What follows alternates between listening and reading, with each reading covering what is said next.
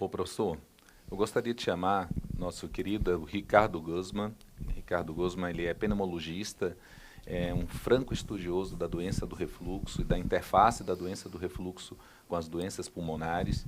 Está vindo agora de uma imersão num centro alemão, onde fala exatamente sobre as doenças intersticiais, o quanto que a microaspiração pode trazer de repercussão a longo prazo para esse paciente. É professor nosso da nossa faculdade, lá de Feira de Santana, um grande amigo, e nós temos um clube que nós compartilhamos junto com o grupo da Otorrino, o grupo do aparelho digestivo e o grupo da Pneumo, a condução do paciente. Então, esse é um modelo que nós desenvolvemos já há alguns anos, onde todos nós fazemos parte da mesma conduta do paciente. O paciente ele tem a liberdade de, em algum momento, trocar um IBP, trocar uma conduta minha, assim como eu tenho a liberdade de trocar com ele, todos nós com o mesmo objetivo, o paciente no centro da atenção. Então, a jornada do paciente é pensada em cada detalhe. Eu gostaria de passar para vocês assim, um pouco da experiência de Ricardo com o uso da gabapentina e da pregabalina. Muitas vezes os nossos colegas não têm uma experiência tão grande e ele, como usa muito, tem uma vasta experiência, poderia trazer o que há na literatura e também falar um pouquinho da experiência prática dele. Seja bem-vindo, Ricardo, diretamente da Alemanha, está de virote para estar aqui conosco. Obrigado, Fábio. Eu agradeço muito a família Nafad pelo convite, de forma que esses eventos sempre centrados na multidisciplinaridade, em aspectos práticos e no melhor para o paciente, eu acho que são eventos que têm uma chance de sucesso muito grande. Como você falou, minha principal linha de atuação é justamente manifestações extraesofágicas, né, extragástricas, principalmente respiratórias relacionadas ao refluxo, na qual eu estudo isso com o professor Paulo Perazzo também. Eu acho que é importante a gente entender que vias disfuncionais e hipersensibilidade, elas têm uma importância muito grande na tosse crônica. Por isso que esse tema de neuromodulação faz todo sentido, porque você trataria, na verdade, uma disfunção tanto do aparelho digestivo, como também uma disfunção laríngea e do aparelho respiratório baixo. E nesse cenário, realmente as drogas que nós temos maior evidência na literatura seriam a pregabalina, pelo fato de ser uma droga mais fácil de titular, ela é uma droga que tem menos efeitos colaterais e tem uma resposta muito grande, tanto da parte respiratória em relação à tosse, como também com alterações de disfunção esofagiana.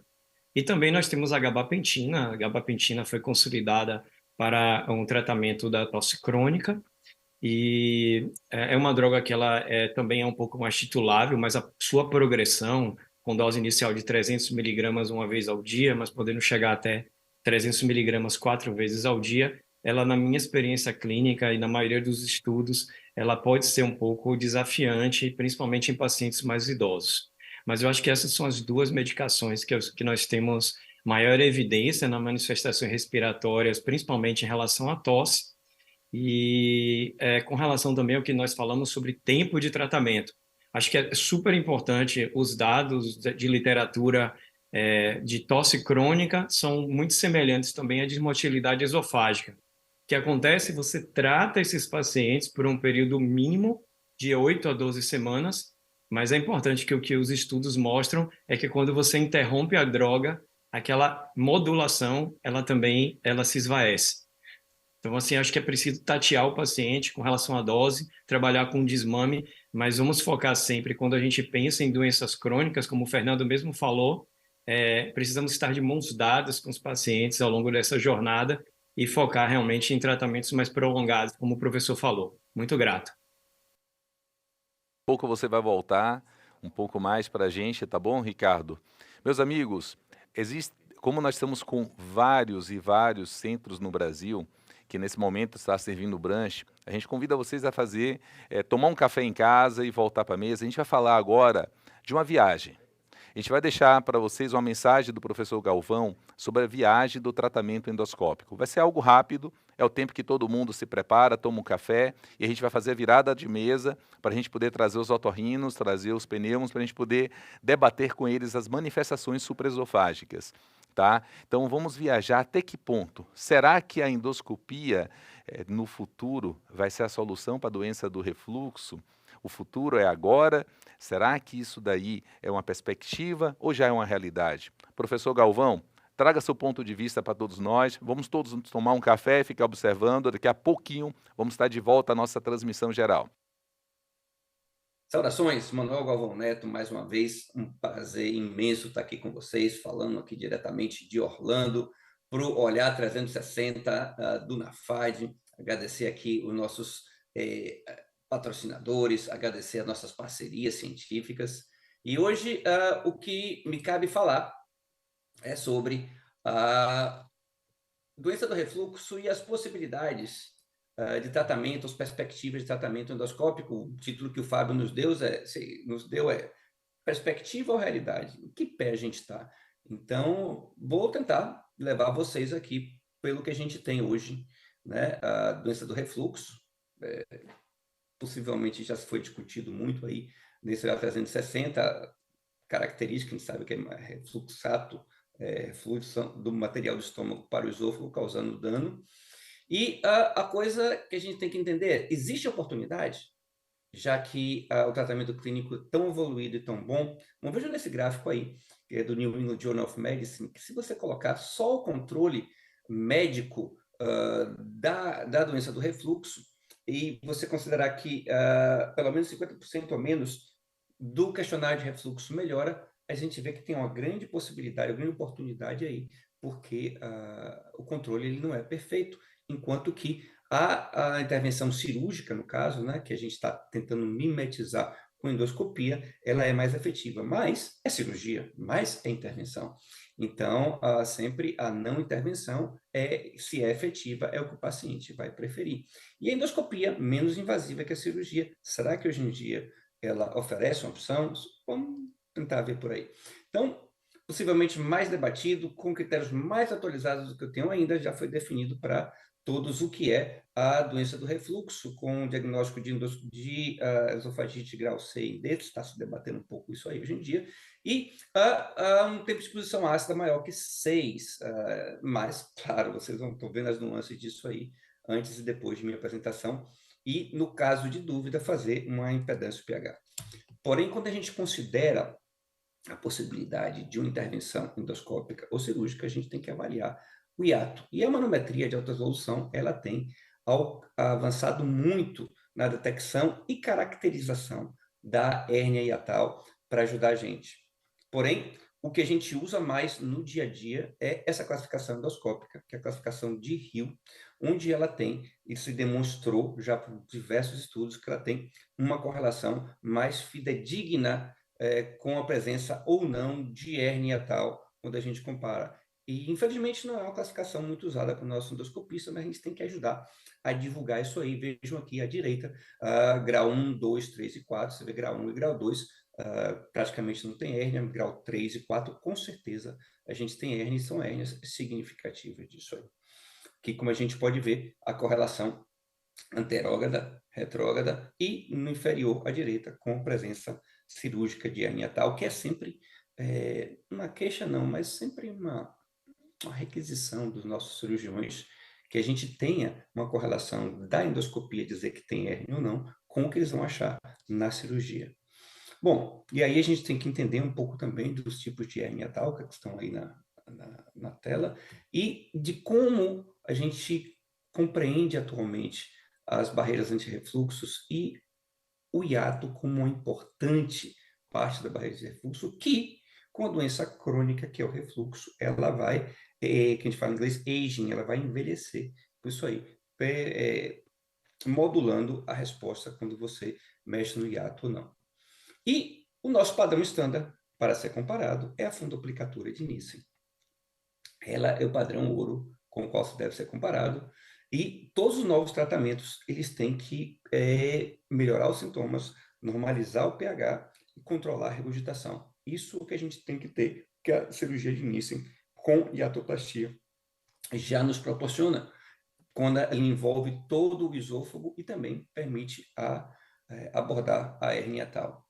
Nesse caso, o que é que a gente tem dessa cirurgia, dessa abordagem? reduz a hérnias maiores que 2 centímetros, reparam a crura, alongam o esôfago abdominal, e a fundoplicatura tem se demonstrado que é a mais efetiva que a gente tem, porque ela aproxima e aperta o fundo em torno do esôfago, ela recria o ângulo de Ries e ela restaura a zona de alta pressão da transição esôfago-gástrica. Porém, também estudos de acompanhamento a longo prazo mostram que a cirurgia de Nissen, com o passar do tempo, ele vai também do envelhecimento do paciente, da cirurgia em si, ela apresenta uma série de complicações tardias, que levam a disfagia, migração, abertura do hiato, e está aí na tela para vocês, são bem conhecidas disso aí. Daí que vem as novas perspectivas disso aí. A gente vai falar especificamente das técnicas de barreira. Então, técnicas de outras como estreta, que é aplicação de energia não ablativa, a gente vai deixar para outra oportunidade. Então, a gente vai falar principalmente disso aqui, que é a fundoplicatura endoscópica, chamada nos Estados Unidos o nome é TIF, Transoral Incisionless Fundoplication. Vocês vão ver aí, se usa esse equipamento, você vê que é parecidinho com um Lego disso aí, capaz de fazer uma retrovisão, uma fundoplicatura, e trabalhar aí na união esofágica, fazendo uma válvula que a gente chama de flap valve, de 270 graus. Então, a gente passa o endoscópio por dentro do equipamento, e o endoscópio serve de guia, a gente desce, então, pelo esôfago, paciente com anestesia geral, se faz, sobe o endoscópio, o aparelho a gente faz o U, passa o endoscópio de novo e a gente pode aí abordar. Tem uma hélice que a gente vai puxar, né, o tecido para dentro e depois vai disparar aí 2 que a gente chama de fasteners, 2 equipamentos de sutura em H. É lógico que aí você vê a passagem deles, que é esôfago gástrica, e também o equipamento que vocês viram antes, ele tem uma parte que faz uma aspiração e permite alongar o esôfago abdominal. E aí, são 20 a 30 disparos, a clássica em torno de 20 disparos disso aí, e a gente vai ter essa válvula que, com o passar do tempo, ela faz uma posição de serosa com serosa, como a gente está vendo, e isso faz com que ela seja, então, durável disso aí. Vamos ver um pouco mais disso, está aprovado no Brasil o seu uso, e agora parece que os seguros começam a pagar, porque é um equipamento caro, e aqui é uma homenagem, né, que está aí o Greco que está acompanhando a gente, doutor Greco, doutor Tiago, da equipe da Endovita, te ajudou a fazer os primeiros casos, eles têm a maior experiência do Brasil nisso aí, também num dos casos disso aí, e também no serviço da gente na Índia com o doutor Mohit Mandari, só para ilustrar como é que é feito isso aí.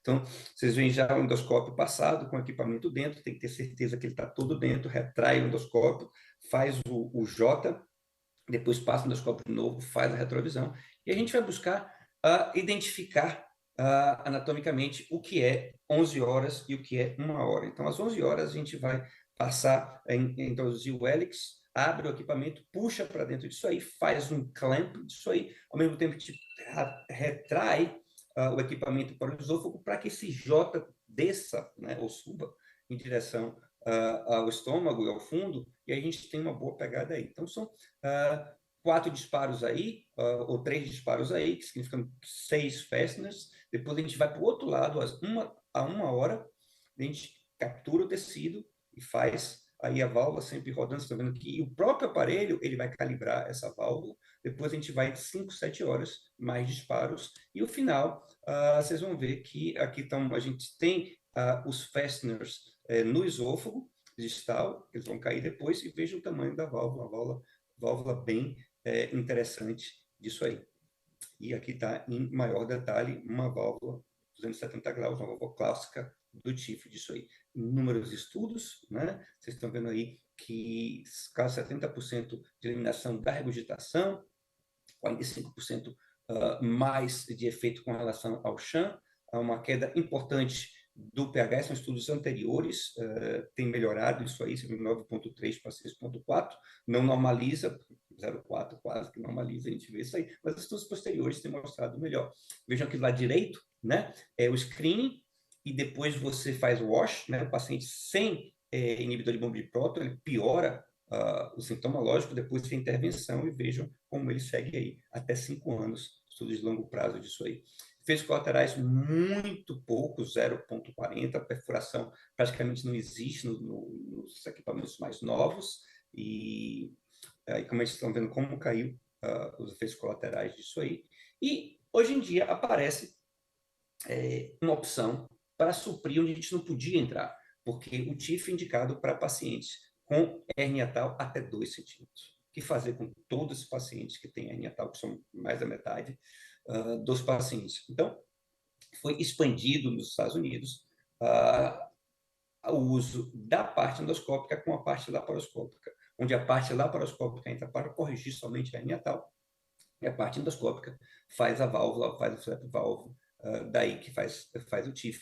Se debate muito se deve fazer ou não, mas nos Estados Unidos, para ter uma ideia, estão sendo feitos milhares de casos todo mês, porque tem aprovação da FDA, tem a liberação dos seguros, uma coisa que cresce assim muito nos Estados Unidos. Os cirurgiões estão entendendo, estão abraçando a técnica por uma coisa muito simples. Antes eles faziam muito poucos casos de Nissen, e agora, por oferecer ao paciente a opção também endoscópica, muito mais pacientes querem fazer isso aí. E esses cirurgiões que entenderam isso, que aceitaram, estão fazendo 3, 4, 5, 6 vezes mais, até 10 vezes mais os casos que faziam anteriormente disso aí.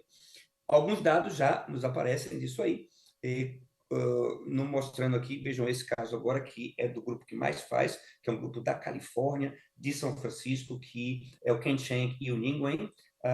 60 casos, estão vendo aí, 94% de melhora do Demister, que saiu de 43,7 na média para 4,9, e a exposição ácida de 2,7 desse grupo para 1,28. Então, são dados que estão aparecendo. Os estudos, até então, são de braço único, são estudos randomizados, mas vocês estão vendo aí, já tem um estudo sendo feito para terminar esse ano, estudo prospectivo randomizado, orientado pela FDA, para ter realmente evidência de tipo 1 para isso aí. E a gente conversou muito com o pessoal que está fazendo isso aí, o Brahma Budaí, da Clínica Maia, um grande amigo nosso, grande amigo do NAFAD, possivelmente no próximo ano vai estar aqui falando para a gente das disfunções do esôfago depois da cirurgia bariátrica. Ele é o PI desse estudo, investigador principal. O estudo tem ido muito, muito bem. E vamos ver aí dados randomizados, como vai ter. Aprovado na FDA, aprovado no Brasil, tem código para isso. Já tem esse que é muito interessante, que é o GERD-X. Ele é bem antigo e ele era chamado antes de Placator, depois a campanha quebrou, depois compraram a propriedade intelectual e modificaram um pouco disso aí. Ele volta agora com outra perspectiva disso aí, está aí bem sofisticado, e ele é capaz de pegar o tecido e fazer plicaturas únicas disso aí, antes de ser carregado. Também no caso, nosso amigo Hamid Maiteu, muito conhecido, amigo da gente, que a gente ajudou a fazer, esse caso a gente fez junto com ele lá no serviço dele na Índia, em Mumbai. Então, você puxa o tecido, você aplica em um plugget com uma sutura, faz aplicaturas, são gastogástricas, diferente do TIF, que são esofagogástricas. Então, mesmo assim, já tem alguns resultados, um estudo do grupo do RED, com o Rakesh Kapala, também um grande amigo nosso, estudo randomizado, publicado na Guts. Vocês viram 35 para um lado, 35 para o outro, comparado com o Chan, e vejam que aqui de 3, 6, 12 meses, você vê aí uma resposta superior com relação ao questionário de refluxo do insignificante, claro, do GERD-X contra o Chan, e também essa curva interessante, que é a possibilidade, a probabilidade cumulativa de dependência do IBP, e vejam aí em vermelho, que é quase 80% a 100% quando você tira isso, o grupo Chan vai usar. Olha o grupo tratamento aí, que quase que só 20% dos pacientes usando inibidor de bond de próton nessa curva preditiva em 12 meses, isso aí.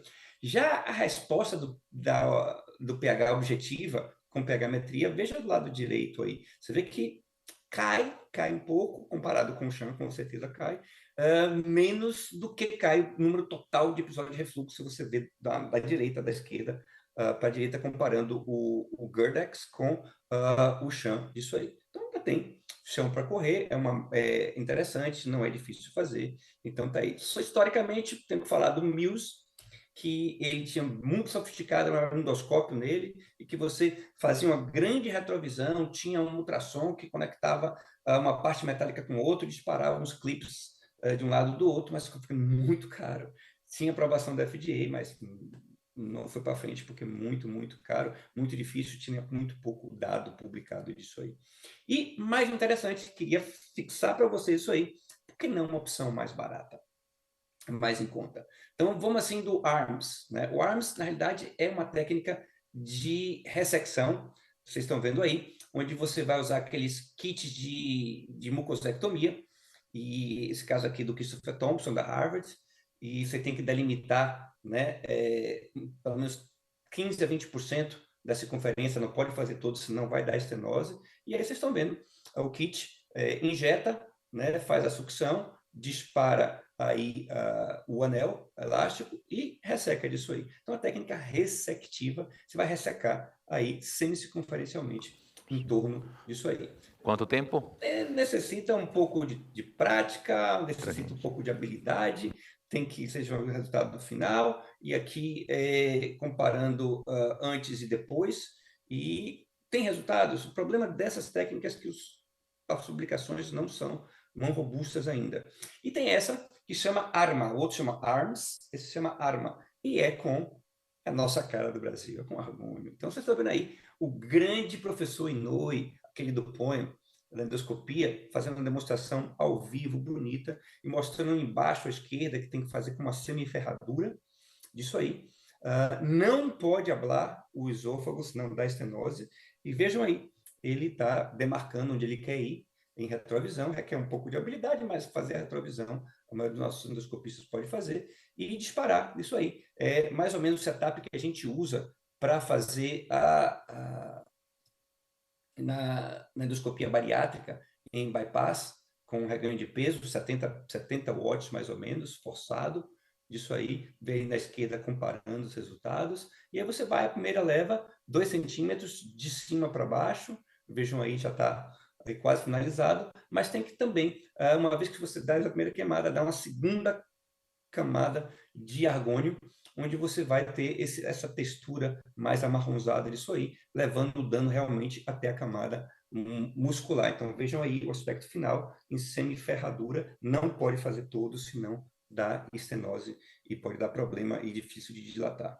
Bom, já existem alguns resultados do próprio Inouye, vocês estão vendo 12 pacientes, e vejam que o Demista saiu de 35 para 2,8, com a pegametria feita há 2 meses, num segmento de 9 meses do paciente, e eles não têm dado nível 1 ainda, mas já tem meta-análise. 15 estudos randomizados, 12 do ARMS, 3 do ARMA, vocês vão vendo aí que dá 300, quase 500 pacientes, e quando você vê sucesso clínico com 1 ano, 72%, 3 anos de 73% disso aí, vou só repetir isso aí, e o paciente fora do IBP com 1 ano, 64% dos pacientes, e significativamente baixou os questionários validados, a esofagite e o tempo de exposição ácida.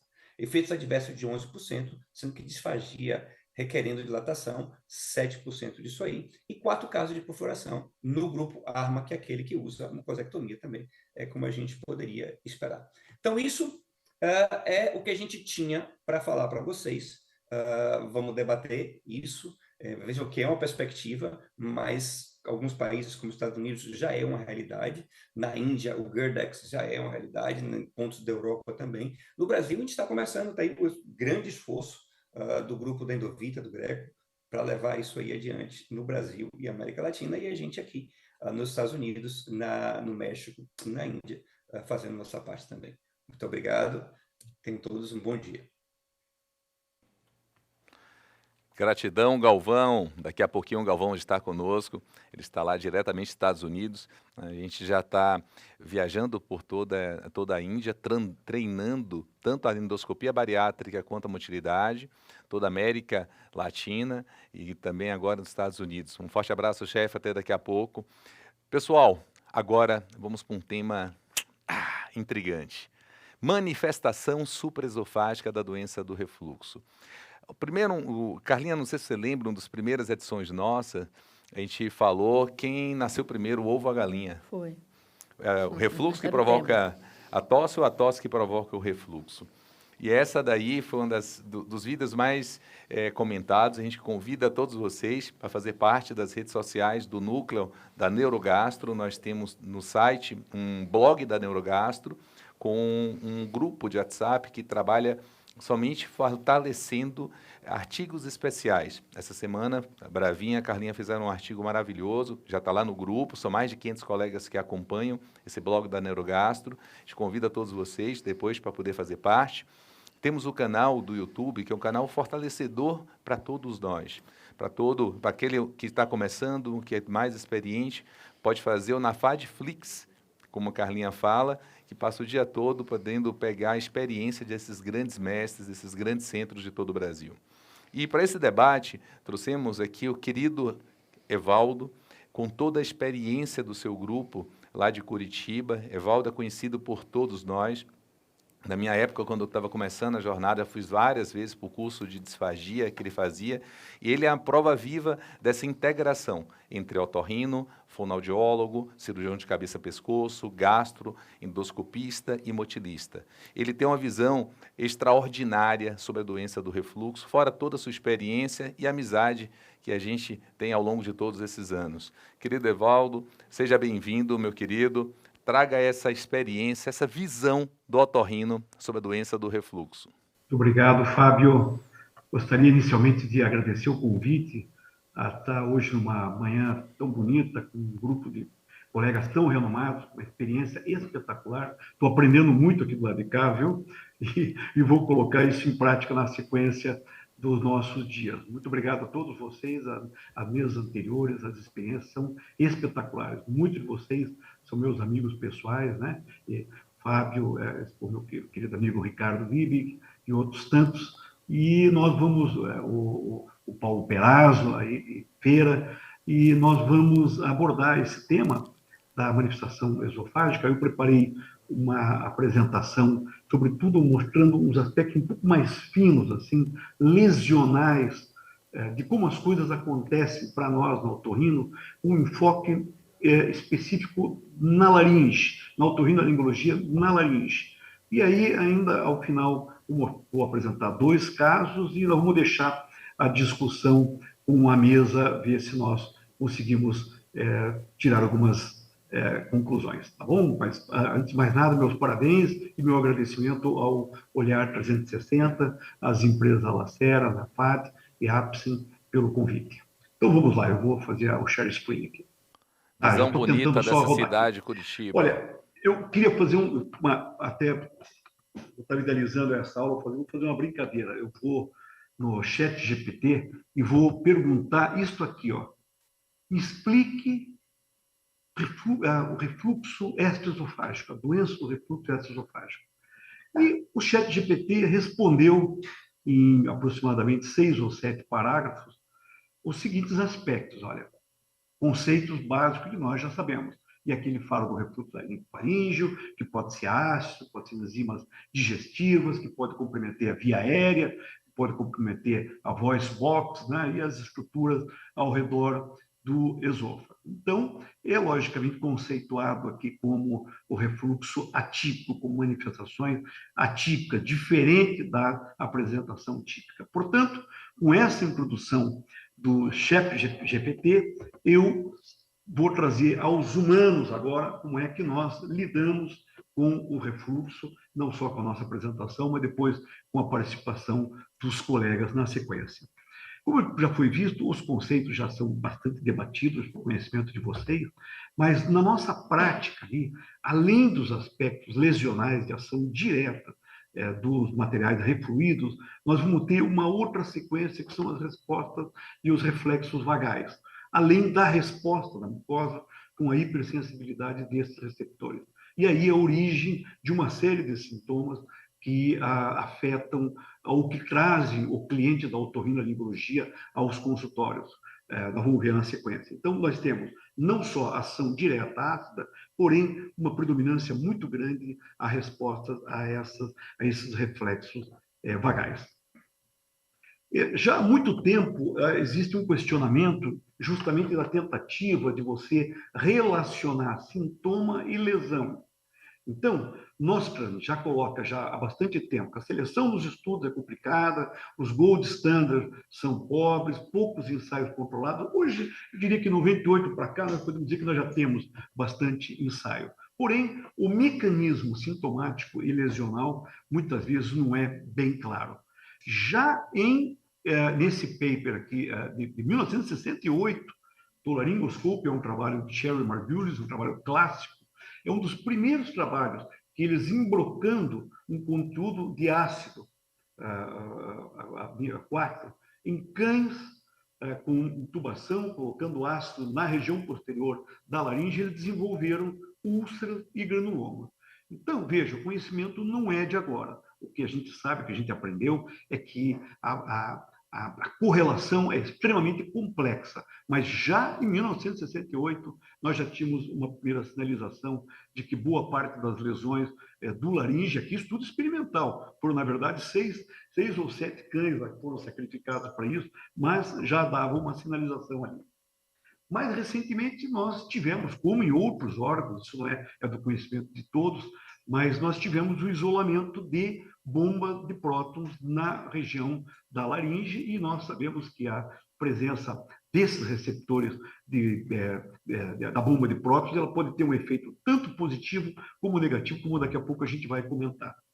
Vejam só, Paez e Thomas Carroll colocando de maneira conjunta quais são os mecanismos de defesa. À direita, nós temos os mecanismos de defesa esofágico e à esquerda, laríngeo embaixo, fatores que favorecem o refluxo, tá?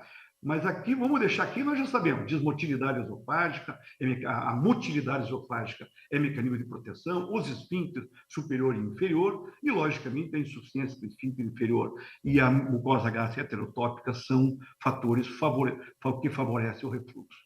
No laringe, olha, o que nós temos? Mecanismo de defesa, o epitélio é um epitélio respiratório, o mecanismo de bomba de prótons, como eu falei, pode estar como protetivo ou como de ataque. O pH intraglótico, essa é uma informação que a gente tem de muito pouco tempo para cá. O pH intraglótico é um pH acima de 7. Padrões genéticos, vocês comentaram na aula anterior sobre os fenótipos, os padrões genéticos podem trazer repercussões nesses fenótipos e os fatores que favorecem. Portanto, a proteção da laringe é muito pequena.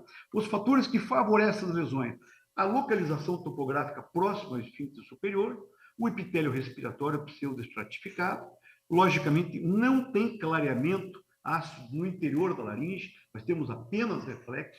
De novo, a presença do receptor de bomba de prótons, que pode ser de defesa ou de ataque, e os padrões genéticos. Portanto, é uma área que tem pouca proteção contra o refluxo. Ambas as áreas, tanto o esôfago como o laringe, têm uma inervação vagal comum e uma mesma origem embriológica.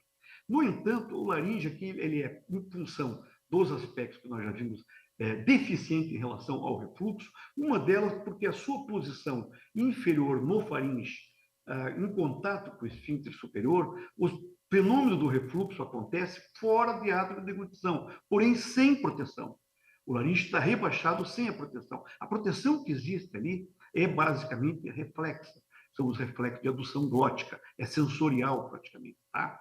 Então, nós temos uma porta aberta para que esses materiais adentrem a laringe, porque, na verdade, existe pouca proteção. Já comentamos do pH intragástrico acima de 7 e já comentamos que boa parte desses reflexos são modulados. Perguntando lá o ChatGPT, indo para frente, nós já sabemos, métodos de diagnóstico, ele abre lá o que já foi comentado pelos expositores anteriores, sobretudo pH-metria, manometrias mais atuais, a impedanciometria, mas eu coloco isso aqui que é muito importante para o otorrino.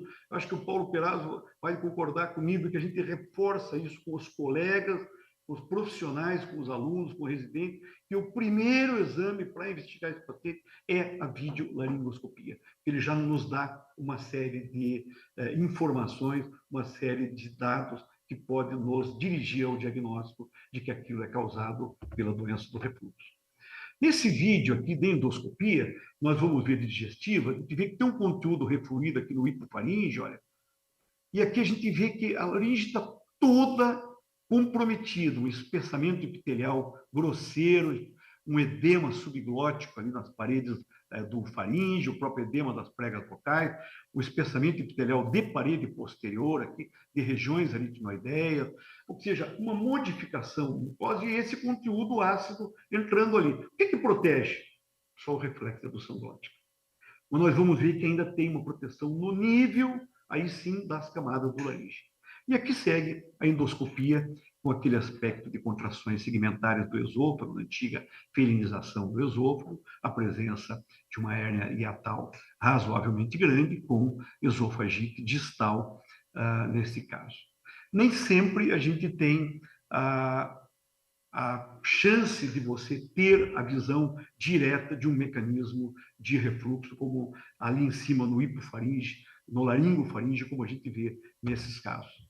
Logicamente que isso vai dar origem a uma série de sintomas, está aqui à esquerda, eu não vou detalhar cada um deles, de repente falta algum, faltou aqui, por exemplo, a tosse crônica, provavelmente nós vamos citar mais para frente, e ao lado direito uma série de lesões que nós encontramos em pacientes laringológicos, essas lesões justamente pelo comprometimento, sobretudo de regiões posteriores do laringe, são nos aspectos posteriores da laringe, na região subglótica, como esses granulomas aqui, ou ali embaixo com aquela estenose subglótica com um granuloma de paciente que não sofreu, no caso acima, por exemplo, não sofreu nenhum tipo de intubação. Como é que faz uma estenose subglótica dessa?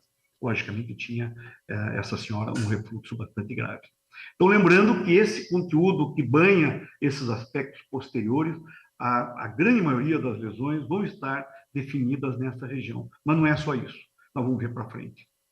A piegametria de 24 horas, a impedância mais moderna, traz essa correlação dos episódios distais com os proximais, mas nós temos um problema ainda hoje, e acho que os colegas vão de concordar, mesmo o consenso de Lyon não colocou claro, que nós não temos a conceituação de qual é o número de episódios proximais para ser considerado os eventos de refluxo patológico do paciente. Assim como nós temos o score de Mister por esôfago distal, e isso é uma regra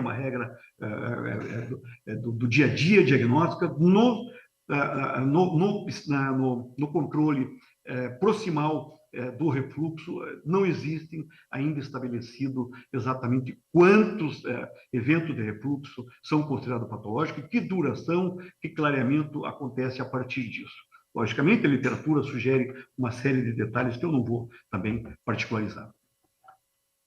Bom, chegando esse material lá na região do hipofaringe, laringe, nós vamos ver como é que essas lesões evoluem. Do dano às proteínas, do dano tecidual à doença inflamatória. Nos 3 níveis de prática aqui do laringologista, nós temos a camada superficial, acima do epitélio, superficial acima do epitélio, nós vamos ter ali anidrase carbônica, vamos ter mucina, que permite a vibração das pregas vocais, mantém a fluidificação e fazem já a primeira barreira de defesa. A segunda é, na camada do epitélio, as proteínas de estresse e a ecaderina, que dá a coesão celular que mantém o epitélio íntegro. Mais para dentro, agora, na camada superficial da lâmina própria, o nosso espaço de Henke, nós teremos as glicoproteínas e o ácido hialurônico. Então, esses são os 3 níveis e quais são os conteúdos que permitem a proteção agora lesional da mucosa do laringe. Em 2016, esse artigo foi publicado no Gastroenterology, depois saiu no Medscape, foi bastante provocante, mostrando que era a inflamação e não só o ácido a causa do refluxo. Segundo esse estudo, isso deu margem a uma série de questionamentos, mostrando que, na verdade, a abertura do refluxo na parede, aqui, esse caso aqui, esofágico, abria a uma cascata inflamatória, que essa cascata inflamatória teria a relação principal para o aparecimento das lesões, sobretudo esofágicas. Isso ficou no ar aí nesses anos todos, mas é algo provocativo para entendermos a evolução e o aparecimento das lesões. A pepsina tem um fator conhecido, bastante conhecido da gastroenterologia, mas no nosso caso, o meio ácido do hipofaringe faz a transformação do pepsinogênio em pepsina e ele vai ser um fator que quebra essas barreiras, fazendo a transferência do conteúdo ácido para o interior lá do citoplasma das células laríngeas e daí desenvolvendo uma série de lesões. Existem muitos estudos, alguns com anticorpos monoclonais, provando esta ação da pepsina, mas na prática, no dia a dia, mesmo nos testes de pepsina, nós não o utilizamos. Mas é mais um dado, é mais um insight da gente poder entender a complexidade dos processos que levam às lesões.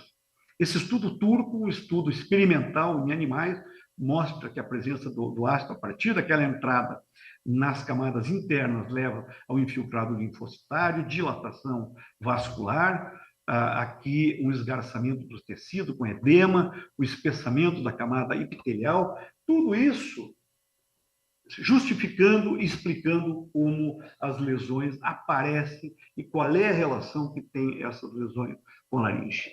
No entanto, Jérôme Lechian, num estudo multicêntrico, com outros colegas, o Lechian é um belga, porém com colegas norte-americanos, fizeram um trabalho espetacular nesse paper publicado em 2017 no Journal Voice, mostrando os modelos patológicos nos 3 níveis que a gente citou um pouquinho anteriormente, quer seja na camada do muco protetor, quer seja nas camadas epiteliais, levando ao quê?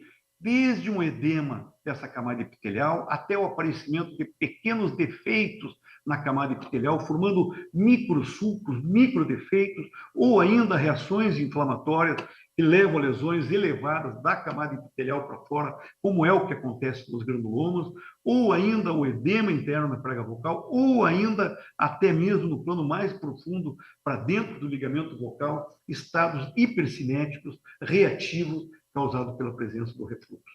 Olha, isso dá uma ideia espetacular dessas lesões, como as paquidermias posteriores, aqui a gente vê edema na figura B, aqui a gente vê microdepressões, a presença de alterações do muco mais espesso em borda livre, a presença de pequenas úlceras posteriores, a presença de granulomas. Estes são os aspectos que a gente identifica quando vamos examinar o paciente otorrinolaringológico com a videolaringoscopia. Essa é a nossa prática. Tá? Logicamente que estudos, sobretudo na região posterior, mostram, então, grandes metaplasias epiteliais.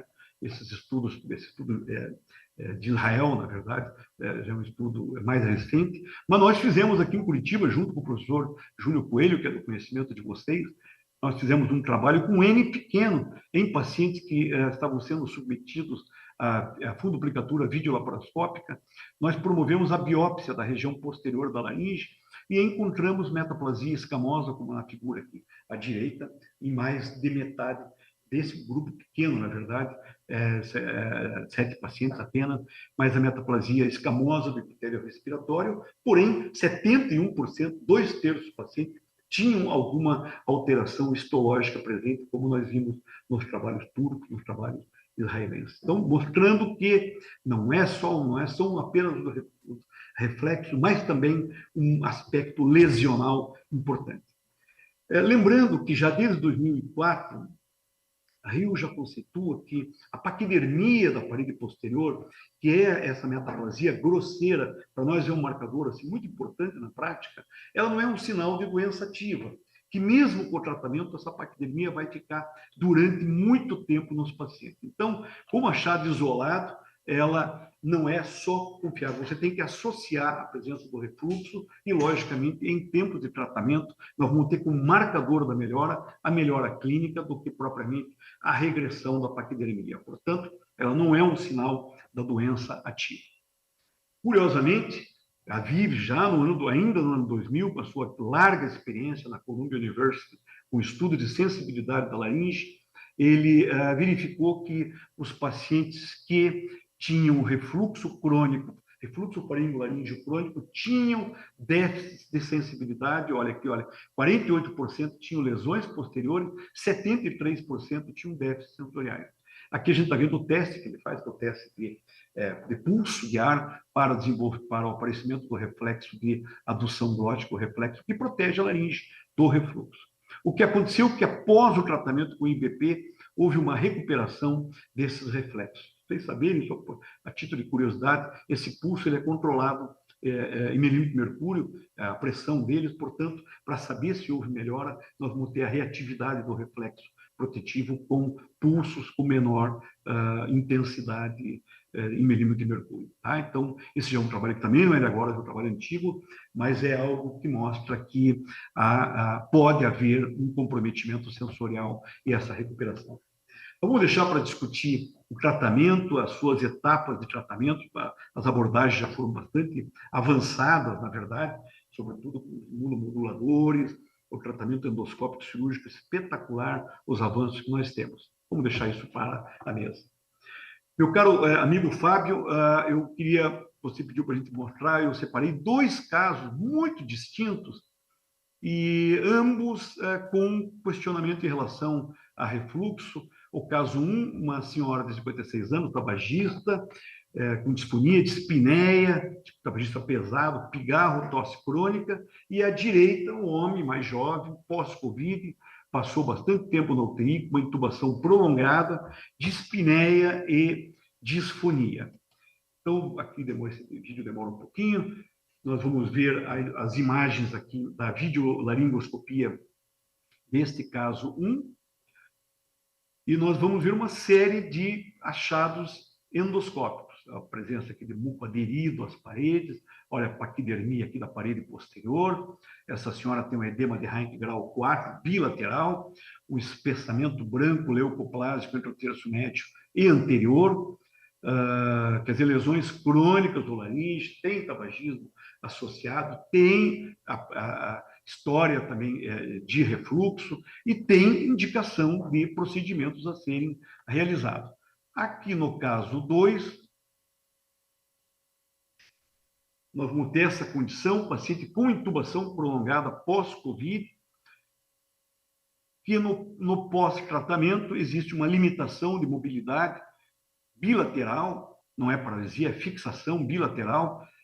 Essa limitação é mais na prega vocal direita, com aqui lesões nos aspectos posteriores, aqui um granuloma nessa região posterior, uma redução de luz importante.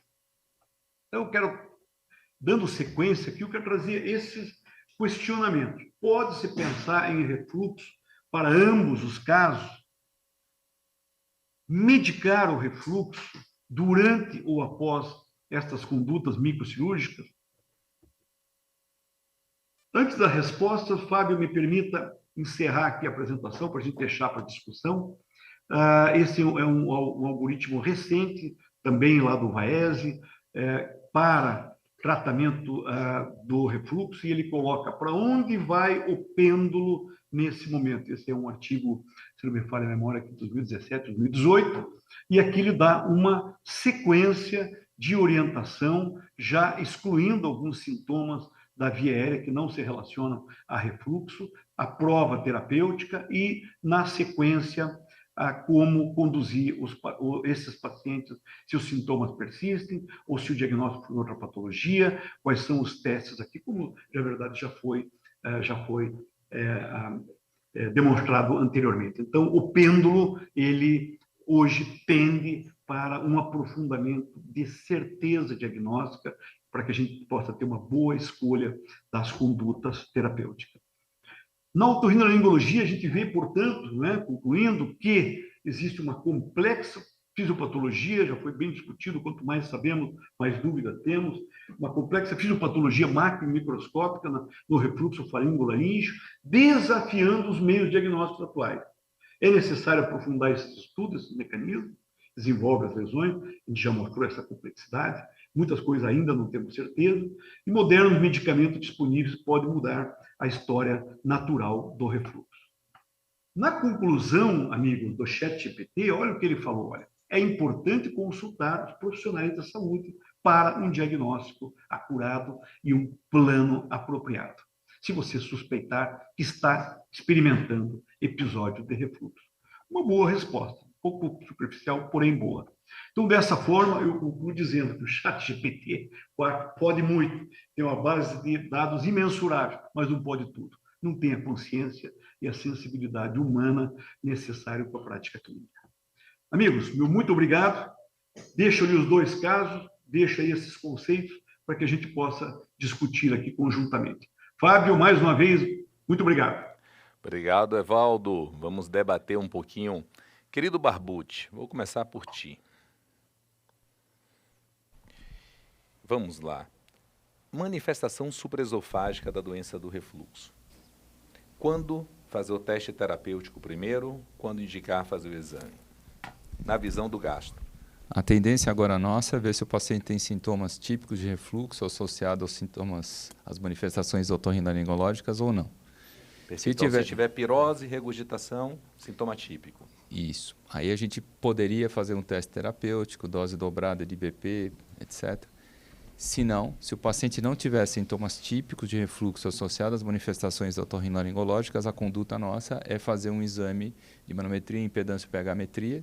E eu acrescentaria isso ao esofagograma, que para mim é essencial para a gente ter uma ideia do tempo de esvaziamento esofágico, para a gente fazer a diferença, inclusive, do refluxo gastroesofágico, do, bem entre aspas, refluxo esôfago-esofágico, que pode acontecer em pacientes com retardo de esvaziamento esofágico. E a partir daí definir se o paciente tem refluxo ou não tem refluxo, se deve ser feito tratamento ou não. Então, digamos, poderia usar o nosso pantoprazol magnésio 30 minutos antes do café da manhã, 30 minutos antes do jantar, 8 a 12 semanas? Normalmente é isso. A gente vai esperar esse início de tratamento para a gente ver se o paciente responde ou não.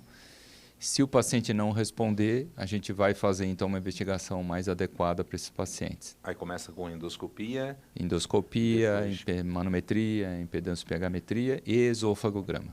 Tá. Esse paciente, tendo ou não diagnóstico prévio de doença do refluxo, o ideal para ele, depois da endoscopia, seria o impedância pH-metria nessa primeira etapa, ou poderia ser feito com pH-metria? Então, se a gente tiver certeza que o paciente já tem doença do refluxo, né, ele tem doença do refluxo bem estabelecida, a gente pode fazer impedância pH-metria na vigência do antissecretor, para a gente ver se de fato existe refluxo refratário ou não, ou refluxo natureza não ácida ou não, que seriam as possibilidades aqui. Perfeito. Caso contrário, a gente vai fazer sem antissecretor para a gente primeiro estabelecer o diagnóstico, não só se o paciente tem doença do refluxo, mas se existe relação entre os episódios de refluxo e as manifestações extraesofágicas ou atípicas. Porque a gente tem que lembrar aqui que 20% da população tem refluxo, 70% tem caspa, não quer dizer que, né, quem tem caspa e refluxo tenha, né, caspa pelo refluxo, e nem o refluxo provoca, nem que a caspa provoca refluxo, né? Doenças comuns podem vir associadas sem relação de causa e efeito. E eu vou te apertar daqui a pouco, porque assim, muito se fala que a supressão ácida seria a solução para todos esses detalhes, mas muitas vezes não é a supressão ácida. A gente tem que entender se o paciente realmente precisa de supressão ácida ou precisa de outras medicações para poder melhorar também esse paciente como um todo, como você pôde avaliar. Vamos para o outro lado, aquele paciente que não tem sintomas típicos, que você vai então conduzir para um diagnóstico primeiro. Esse paciente que já consegue afastar dali a necessidade ou uso prolongado de inibidor de bomba. Muitos de nossos consultórios hoje, no centro de motilidade, nós estamos recebendo pacientes com 6 meses, 12 meses em uso de IBP, sem melhorar clinicamente e sem uma necessidade da utilização do inibidor de bomba. Eu acho que você apresentou uma organização para a gente, para os mais novos que estão começando, realmente poder ter um direcionamento. Eu vou jogar a bola para Paulo Perazzo. Paulo Perazzo, diretamente do Mucugê.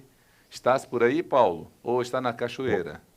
Não, estou por aqui desde 8h30 da manhã, ligado, esperando ansiosamente esse encontro que eu sempre curto e aprendo muitíssimo, né? Muitíssimo. Eu digo que eu sou para entender a doença do refluxo, tanto o refluxo gastroesofágico, que foge um pouco do nosso dia a dia, mas o refluxo faringolaríngeo, que faz parte do nosso dia a dia. Eu costumo dizer que eu sou antes do NAFAD e depois do NAFAD, né? Eu consigo entender o que vocês pensam e E é uma delícia também, acho que Evaldo sente isso, as nossas dúvidas, muitas vocês têm também na doença do refluxo gastroesofágico, né? É só fazer um resumo aqui do que foi essa manhã, onde vocês têm questões sobre diagnóstico, sobre tratamento, sobre usar ou não o neuromodulador, o IBP. Vocês têm um amplo, Galvão deu um show aí mostrando as fronteiras da cirurgia. Será que essa é uma doença de vocês, doença do refluxo gastroesofágico, que passa por cirurgia, por exemplo? Olha que espectro completamente diferente de neuromodulação para cirurgia, né?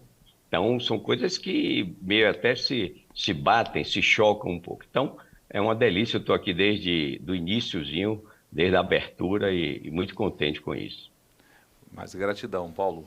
Para quem não conhece, Paulo Perazzo, ele é doutor em voz, ele estuda laringe, faz parte do nosso clube de cuidados da doença do refluxo da Bahia e tem uma experiência, ele vive pelo mundo externando essa experiência na doença do refluxo, nas doenças laringeias. Esses dois casos, Paulo, o que você poderia dar de luz para nós do aparelho digestivo? Como a gente poderia ter essa visão? Passando o aparelho de endoscopia, ou para quem não sabe, o Paulo Perazzo, ele passou uma semana na gastro aprendendo a ter a visão do endoscopista.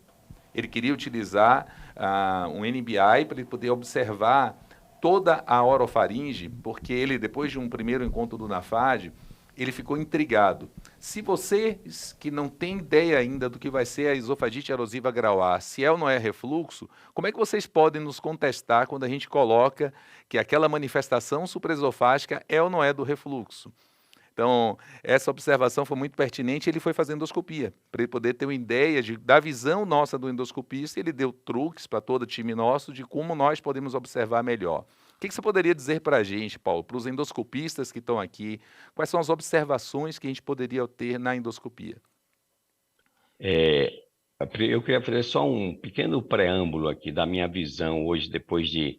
Eu acho que Evaldo também, ele não tem cabelos tantos brancos quanto eu, mas começamos a entender a doença do refluxo desde o final da década de 90 e dos trabalhos marcantes do professor Kaufmann. A gente começou a se interessar por um espectro de pacientes que a gente não tinha uma explicação, principalmente os pacientes com pigarreio, né, que pigarreavam, que tinham sensação de globos, etc.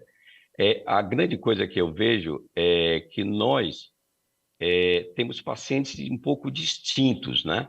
O paciente que procura o gastro, a grande maioria desses pacientes, eles devem ter exatamente sintomas baixos, né? Você chamou de regurgitação, pirose, e aí vai caminhar. Porém, os nossos, o que predomina no otorrino é justamente rouquidão, né? Pigarro e rouquidão. Então, desde que você imagina que, como o Evaldo citou muitíssimo bem, os mecanismos de proteção laríngea são bem inferiores aos mecanismos de proteção do esôfago, eu acho que esses fenótipos que vocês tanto descrevem, nós também temos na laringe, também temos os nossos, né? Então, aquele paciente que tem a rouquidão, tem queixa baixa, esse é o paciente mais fácil de a gente tratar. A gente já consegue prever que ele vai ter uma resposta muito boa ao uso do IBP, seja o IBP tradicional ou mesmo outros de outras classes, aí, como bloqueadores de potássio. Porém, esse é o nosso paciente, né? Não mais comum. O que a gente tem mais comum é aquele paciente que não tem queixa baixa, que não foi no gastroenterologista, e ele vem com rouquidão. Então, quando a gente faz uma laringoscopia, como o Evaldo mostrou, com lesões tipo granuloma, nodulares, paquidérmica, leucoplásica, esse é o paciente que vocês têm que pensar que é o de vocês na esofagite C e D, não é? São pacientes que têm lesão de mucosa. Esses pacientes costumam responder bem a um teste terapêutico. Não são 100%, mas uma parcela desses pacientes, a gente tem, toda vez que a gente dá aula para nossos colegas otorrinos, a gente tem uma série de pacientes que evoluíram essas lesões com tratamento com IBP e dieta, tá? Mudança de estilo de vida, cada vez eu gasto mais tempo com mudança do estilo de vida. Então, para esses pacientes, como ele mostrou naquele último slide lá do fluxograma, são todos gastos ali, Baez e companhia, né? Todos gastroenterologistas, mostrando que é válido que a gente use o teste terapêutico para o nosso paciente, tá? É o nosso paciente. O que é difícil para vocês é aquele que não tem doença erosiva, não é? É o nosso paciente que tem rouquidão e uma laringo normal.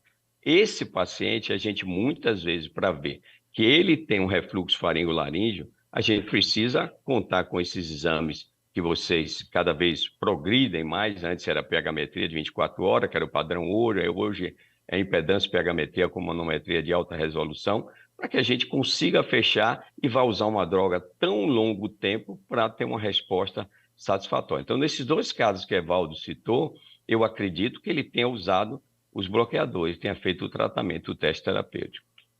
Ô, Eltia está lá diretamente, nossa instrutora, uma das líderes nossa do Nordeste, está em Fortaleza. Um forte abraço, Eltinha. Seu chefe já passou aqui mais cedo, deixou um abraço para todos nós, tá? Querida Eltia, o que você gostaria, e você que lida com residente, com internos, de saber dos dois otorrinos? Como o otorrino pode guiar um gastro nessa fase inicial de vida para poder conduzir melhor o paciente? O que você acha que teria de pergunta para eles? Qual a pergunta que você tem aí? Seja bem-vinda, bom dia. Como o otorrino pode guiar um gastro nessa fase inicial de vida para poder conduzir melhor o paciente? Ô, Eltia, eu vou pedir para você só o seguinte: mute Diminuir o som, aqui, mutar o som do mutando aqui. ambiente, tá? Deixa só contigo. Eltia está num dos nossos polos e assim, deixar aqui nossa gratidão. Nós estamos com cerca de 400 colegas online, fora todos os nossos polos de transmissão, onde colegas estão sentados, sempre com algum colega debatendo, discutindo, interagindo de forma local. Essa está sendo uma manhã enriquecedora para a neurogastro brasileira. Beijo, amada. Olá, Fábio, a todos que estão aí, bom dia. Prazer estar aqui participando desse Olhar 360. Tá um dia bonito hoje aqui em Fortaleza, mas a gente, como é louco pela motilidade, está aqui, né? Todo mundo reunido. Bom, eu acho que a questão do refluxo faringolaringeu, ele é um desafio muito grande, não só para os otorrinos, como para os gastros também, porque como já foi falado amplamente, geralmente se apresentam com sintomas muito isolados, a maioria dos pacientes. Poucos têm, assim, uns sintomas típicos do refluxo associados. Quando tem esses sintomas típicos, é mais fácil. A gente já sabe que tem refluxo mesmo associado, que a gente pode fazer o tratamento com IBP para fazer a supressão ácida e que a grande maioria desses pacientes vão responder. É o que os trabalhos mostram para a gente. Quando a gente vai olhar somente o refluxo faringolaringeu isolado, com sintomas isolados, sem ter pirose, regurgitação, ou seja, a doença do refluxo gastroesofágico, os sintomas esofágicos clássicos, a gente vê respostas muito variadas nos trabalhos, até porque existe um viés na seleção desses pacientes. A gente não tem aqueles métodos diagnósticos muito objetivos para a gente detectar isso. A gente vê quando tem os trabalhos que colocam os pacientes apenas com base nos sintomas, no questionário RSI, ou até mesmo no achados laringoscópicos, em que boa parte tem só laringite posterior, né? Não, a gente não vê tantos esses outros padrões que foi colocado de paquidermia, nódulos, né? Sintomas quadros mais breves, a gente vê que as respostas são muito variadas. Alguns representam respostas boas, outros representam as respostas semelhantes do placebo, e a gente está utilizando uma medicação que pode ter seus efeitos colaterais, a gente está pensando em medicação que vai ser usada a longo prazo. Então, assim, acho que a grande coisa dos otorrinos, para a gente conversar bem junto com os gastroenterologistas, é o que a gente pode ver realmente de achados dentro da otorrino, em que nos dão uma segurança maior da gente persistir com um tratamento antissecretor para esses pacientes, antes mesmo da gente estar pensando em fazer uma avaliação mais diagnóstica, né? Eu acho que pacientes que têm os sintomas mais isolados talvez se beneficiem muito mais da gente estar fazendo uma investigação com manometria de alta resolução, impedância pH-metria, que hoje em dia até estão falando que a gente pode utilizar eletrodos mais hipofaríngeos para fazer uma detecção maior dessa questão desse refluxo, não só ácido, como não ácido também, para esses pacientes. Talvez isso aí seja uma ferramenta interessante que a gente já tem disponível antes da gente pensar num tratamento antissecretor mais importante para esses casos. O que os otorrinos acham? Gostaria de fazer um comentário, e já, em parte, procurando responder a doutora, estão me ouvindo, né? É que o impacto para nós, não é, Paulo, do refluxo foi muito grande na especialidade. Para a gastroenterologia, o refluxo é das doenças da vida da gastroenterologia. Mas o conhecimento aperfeiçoado, aprofundado, a partir de 96, no estudo do Kaufman, James Kaufman, uma tese de livre-docência que o Paulo citou, houve uma mudança 180 graus na participação, no conhecimento, na aplicação, no número de pesquisas e na mudança da estratégia de consultório de otorrino. Para vocês terem uma ideia dessa importância. Para nós, inclusive, quando a gente passou a valorizar muito desses aspectos diagnósticos, né, Paulo? Há 20 anos atrás, 96, foi o trabalho do Kaufman. Eu, uns anos depois, eu defendi, por exemplo, meu mestrado, foi com lesões de refluxo em laringe. O doutorado depois foi com disfagia. Porém, a mudança foi muito grande. Trouxe uma série de insights. Naquela época, a dificuldade que havia, né, Paulo, era a conversa entre otorrino e gastro. Mas, peraí, você está me mandando esse paciente, eu faço endoscopia, a sensibilidade é muito baixa. Bom, em 2012, Altman publicou um trabalho no, se me falha a memória, o Journal of Voice, o Annals of Otolaryngology, mostrando o impacto do refluxo no consultório de otorrino, comparando o período de décadas. Tipo assim, ali, o final dos anos 90, os anos 2010 e até 2020.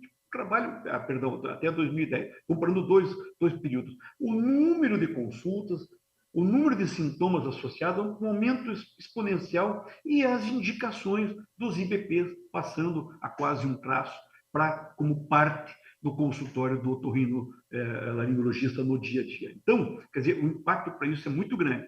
O que aconteceu é que a gente também foi conhecendo mais. Nós conseguimos correlacionar mais as coisas. Em fases iniciais, um dos aspectos que eu sempre relacionei, gostaria de ouvir isso depois dos colegas gatos, é que esse nosso refluxo, não é, Paulo, parecia aquela chamada esofagite não erosiva, tão comum ao gastroenterologista. O paciente com muita queixa de refluxo, sintomas típicos, porém a endoscopia dentro da normalidade, nós sabemos que isso é prática do gastroenterologista. Nós encarávamos com esse aspecto parecido com a esofagite não erosiva. Classicamente, na nossa prática, apenas 20% dos nossos pacientes têm sintomas típicos e atípicos. Então, nós vamos encontrar pirose, regurgitação, etc., em apenas 20% desses casos, é pouco. A coisa evoluiu a tal maneira, nesse conceito, sobretudo a esses sintomas todos de laringe, e aí tem discinesia laríngea, tosse crônica por movimento paradoxal de laringe, que chegou a desenvolver um conceito chamado laringe irritável. Passou-se a praticar isso internacionalmente, essa terminologia. Então, para você ter uma ideia da repercussão que teve para a gente. Bom, respondendo ao que o Paulo comentou dos dois casos, sem dúvida, a gente sempre tem uma abordagem, de alguma maneira, de diagnosticar ou de excluir o refluxo para aqueles casos crônicos. Concorda, Paulo? Sempre nós temos essa. Hoje isso é parte do tratamento. Logicamente, como vocês viram, são dois casos muito distintos, muito diferentes, de causas muito diferentes, mas ambos serão submetidos a uma investigação aprofundada, a um tratamento anti-refluxo, e ambos sofrerão microcirurgia de laringe, ambos casos. Então, nós somos um paciente que a gente já prepara, já com uma visão cirúrgica para a correção daquelas lesões todas. Então, isso tem um impacto para a gente também na conduta. A classificação de Lyon, ou melhor dizendo, o consenso de Lyon, eu estudei, reli várias vezes, e tipo assim, foi que nem aquela história do Chacrinha, né? Eu vim aqui para complicar, não para facilitar, né? Ou seja, o consenso meio que trouxe mais complicantes do que facilitando, dentre eles, tirar lá o grau A, grau B, né, do diagnóstico. Eu sei que existe todo um conceito por trás disso, mas trouxe complicações do diagnóstico. E isso, logicamente, o pêndulo do refluxo, como já cita lá o Vaed, ele vem de um lado, vem para o outro. Eu vou dizer uma coisa para o senhor, já provocando. Daquele consenso para hoje, eu não tenho dúvida que esse pêndulo vai voltar. Esse pêndulo vai mudar. Ainda mais com esses novos medicamentos, com esses novos tratamentos, com essas novas estratégias. Então, essa é a visão que a gente tem, essa dificuldade e essa é a maneira que nós temos de tratar. Mas eu gostaria de encerrar minha falação, gostaria de perguntar, sobretudo ao pessoal mais afeito a pH impedância, como é que vocês têm tratado, têm lidado com a conceituação do refluxo proximal. Então, Fábio, joga a bola aí para você, se perguntar para a tua turma no estúdio, como é que tem feito esse diagnóstico proximal, tendo em vista que não existe uma regra internacionalmente ainda, até que eu conheça, pelo menos, tal como a classificação ou as regras do DMISTER. Agora nós vamos começar a cronometrar tempo. Barbucci, cronometra 1 minuto para Bavinho. Bom dia novamente. Eu queria só fazer um pequeno comentário. A importância da proximidade do gastro e do otorrino nos casos refratários é super importante. Lembrar que a literatura defende a perda de pelo menos 10% do peso de pacientes com sobrepeso para tratar o refluxo, isso diminui a intensidade do refluxo. E mais recentemente, de 2017 para cá, pacientes com sintomas laríngeos e sintomas noturnos se beneficiam com o decúbito lateral esquerdo. Professor Evaldo, eu não faço pH-metria de 2 canais há 13 anos. Eu faço impedanciometria.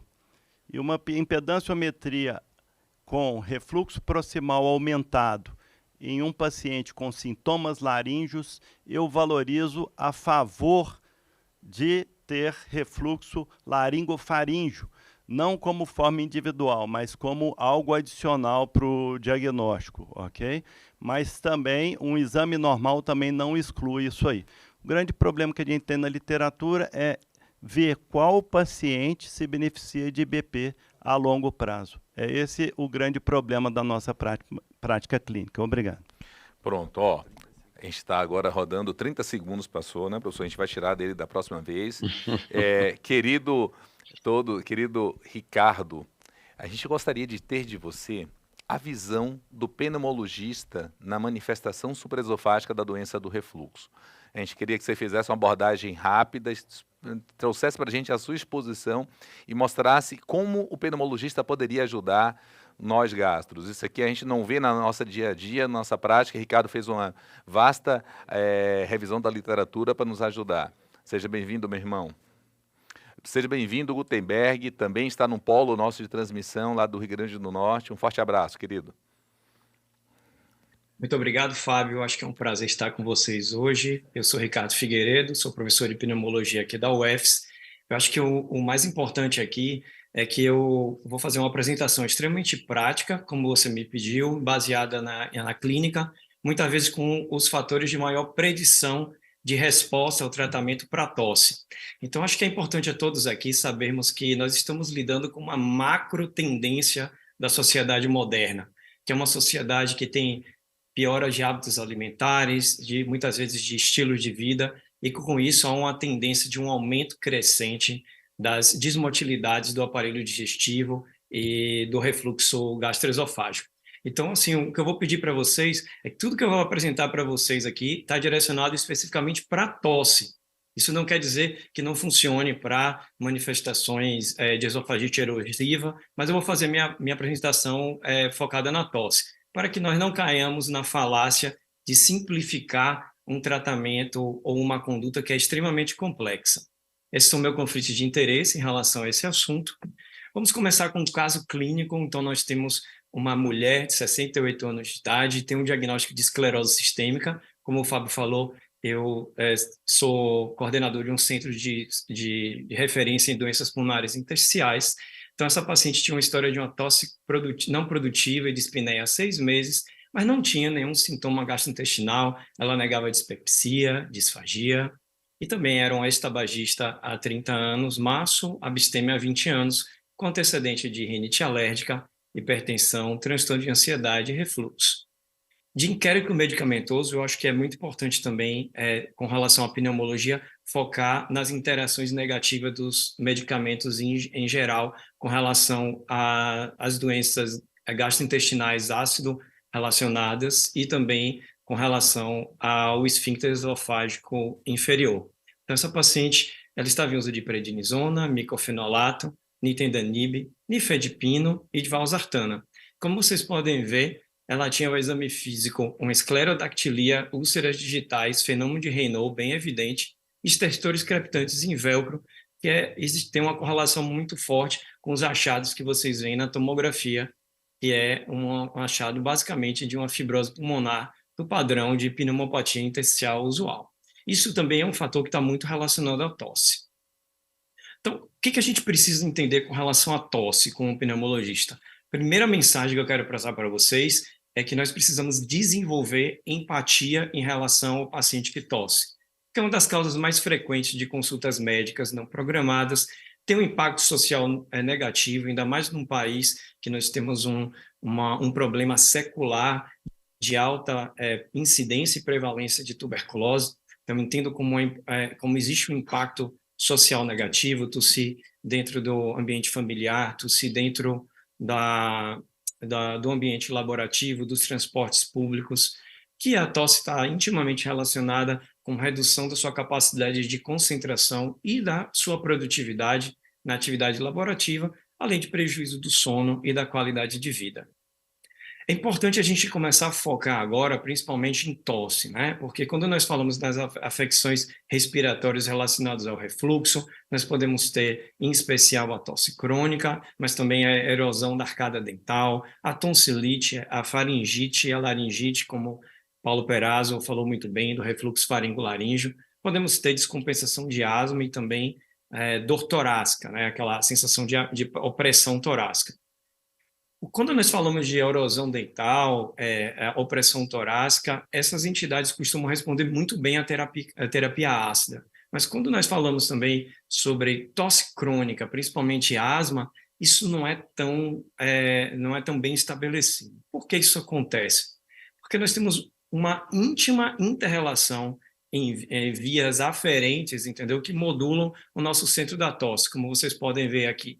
Na verdade, tosse crônica é algo muito complexo. Como nós podemos ver, nós temos receptores de tosse aqui na transição esôfago-gástrica, na região justa diafragmática, nós temos também nessa região traqueal, bronca, na laringe nós temos um receptor de tosse muito forte e existe através do vaso estímulos aferentes ao centro da tosse que induzem esse paciente, na verdade, a tossir. E, além disso, nós temos também uma neuromodulação, entendeu, do córtex cerebral, onde é possível, de maneira voluntária, que esse indivíduo iniba a tosse. Então, assim, a segunda mensagem é que a tosse refratária é uma combinação complexa entre hipersensibilidade por lesões recorrentes nesses receptores, estímulos recorrentes, e associada a uma neurodisfunção. A terceira mensagem, que eu acho pivotal, é que essa etiologia é multifatorial. Então, não caiam na falácia de só porque vocês identificaram, por exemplo, refluxo faringolaríngeo ou doença do refluxo gastroesofágico com erosiva, esse paciente tem tosse, que vocês tratarão essa tosse e o paciente vai melhorar completamente. O que é que a gente precisa nesse momento? O professor Palombini, há mais de 20 anos, já demonstrou que a maioria dos pacientes que tossem por mais do que 8 semanas, que é a definição de tosse crônica, eles têm uma etiologia multifatorial. 2/3 desses pacientes, eles têm pelo menos 2 causas de tosse associadas. E em torno de 35% desses pacientes, 16%, têm até 3 fatores associados. E isso, assim, epidemiologicamente, o que é mais importante é a junção de tosse variante asma, do gotejamento nasal posterior e do refluxo gastroesofágico. Então, acho que é importante a gente entender essa multifatorialidade da causal dos sintomas, também, ainda mais num país com alta prevalência de tuberculose, afastar as causas infecciosas. Eu trouxe também alguns dados que são dados desse ano, que foram publicados no maior jornal de maior impacto na pneumologia, mostrando que cada vez mais existem evidências de relações complexas, inter-relações complexas entre doenças atópicas, como a dermatite atópica e a asma, e o refluxo gastroesofágico, mostrando que realmente a asma está associada, entendeu, a um aumento da incidência de refluxo associado. Isso com relação a fatores genéticos, nós temos a mesma relação também com dermatite atópica.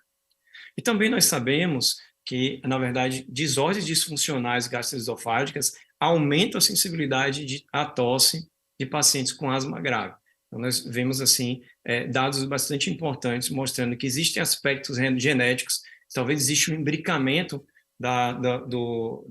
dos fatores causais interrelacionados nessas duas síndromes tão importantes. Queria passar também para a discussão multidisciplinar. Então, passado nesse caso clínico, vamos pensando sobre isso. Como investigar a doença do refluxo gastroesofágico num paciente com tosse crônica, sem queixa de dispepsia, mas com alto risco de motilidade esofágica. Vocês viram que aquela paciente é uma paciente com esclerose sistêmica, tinha dilatação de esôfago na tomografia de tórax. Então, esse é um paciente extremamente desafiante quando vocês têm várias causas de tosse. E também, realmente, nós precisamos discutir o impacto de interações negativas medicamentosas com tosse, tanto realmente IECA e beta-bloqueadores em relação à tosse, mas também interações negativas de medicações como corticosteroide e os bloqueadores de canal de cálcio em relação ao aumento da prevalência de sintomas de doença do refluxo gastroesofágico, seja por um relaxamento do esfíncter esofágico inferior, seja por um aumento da secreção gástrica. E também o papel das infecções, como o H. pylori se comporta nesse momento, micobactérias e pneumonia atípica como micoplasma. Agora eu vou focar nos preditores de resposta terapêutica. Então, quais são os nossos objetivos? Controlar sintomas, normalizar o pH e minimizar a regurgitação. Mas isso, como eu falei, é mais complexo do que parece, porque o tratamento empírico com IBP, especificamente para tosse crônica, na ausência de sintomas dispépticos e de pirose, demonstra resultados muito pobres. Mas todos nós utilizamos isso na prática clínica. Então, o desafio é identificar que subgrupos de pacientes podem se beneficiar mais da terapia antiácida. Então, um dos subgrupos que nós já falamos muito aqui são os pacientes com laringoscopia, com achados de alta especificidade para refluxo, não é qualquer laringoscopia alterada, especialmente na presença de rouquidão. Então, esse subgrupo se correlaciona a uma resposta satisfatória à terapia com os IBPs. Outro ponto importante é que, apesar de uma pH-metria positiva não se relacionar à resposta terapêutica à tosse, em termos de terapia supressão ácida, se você tem uma impedância manometria negativa, você tem um alto valor preditivo negativo que esse paciente possivelmente não responderá muito bem à terapia de supressão ácida. E também que existe pouco benefício sinérgico da associação entre IBP e antagonistas de H2, principalmente em relação à tosse. Aqui, na verdade, o objetivo não é fazer uma revisão de literatura, mas simplesmente uma prova de conceito. Quem são, quando fazer e como fazer essa resposta à terapia ácida. Vocês vejam assim que quando nós fazemos um estudo com placebo, esse estudo foi com pantoprazol na dose de 40 miligramas 2 vezes ao dia, nós vemos que em termos de qualidade de vida, aqui à esquerda, a resposta começa a ser um pouco melhor a partir de 8 semanas. Então, a primeira mensagem é, se você optar por terapia antiácida, estenda isso por 8 a 12 semanas. E você vê que com relação ao score de tosse, essa mudança ela tende a ser um pouco mais tardia. E neste caso específico, não foi estatisticamente significante. Então, assim, o que a gente tem que entender é que se você trata esse paciente de tempo curto, em termos de 4 semanas, metade desses pacientes, eles terão uma resposta, enquanto você chega até 85% em 8 semanas. E também uma coisa super importante é alinhar as expectativas em relação à eficácia da resposta ao tratamento e o tempo de resposta também com o paciente. Não prometer que só porque esse paciente ele tem refluxo faringolaríngeo ou doença do refluxo, que a tosse melhorará, porque nós sabemos que isso é multifatorial.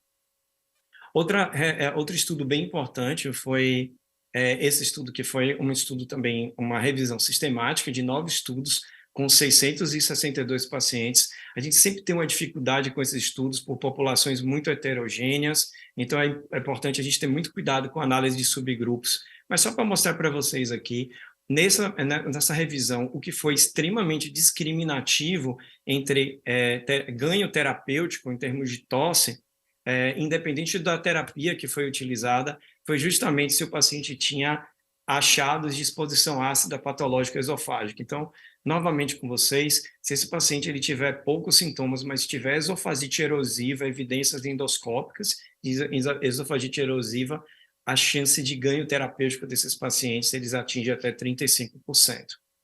E fechando esse assunto, nós temos, apesar de uma revisão da Cochrane ter dado recente, demonstrado dados insuficientes para embasar essa conduta de maneira sistemática nos pacientes com tosse crônica, eu acho que isso a gente tem que entender que, às vezes, isso envolveu, na verdade, diferentes desenhos de estudo, fármacos muito diferentes e doses diferentes. Mas o que parece nessa prova de conceito é que não existe grande benefício em relação às grandes outras classes de IBP. O que é importante é a supressão ácida e a escolha do paciente com a melhor resposta. A gente tem que ter um pouco de cuidado aqui em diferenciar, por exemplo, tosse com laringoespasmo, porque laringoespasmo pode ser uma coisa mais grave. Então, nós temos algumas evidências, por exemplo, principalmente pacientes com epilepsia, que a gente deve ser mais agressivo, porque isso está relacionado à morte súbita.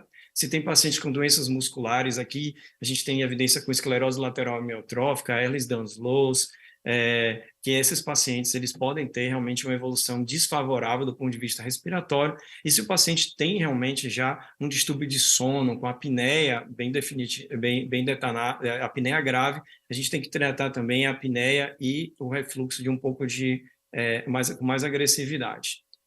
Então, eu queria trazer para vocês, na segunda parte dessa discussão multidisciplinar, acho que a equipe da otorrino já falou bem sobre isso, mas eu queria que eles falassem um pouco mais quais são os achados na laringoscopia que vocês consideram altamente específicos, e a gente vai discutir também quais são os subgrupos que mais se beneficiam de um teste terapêutico com IBP.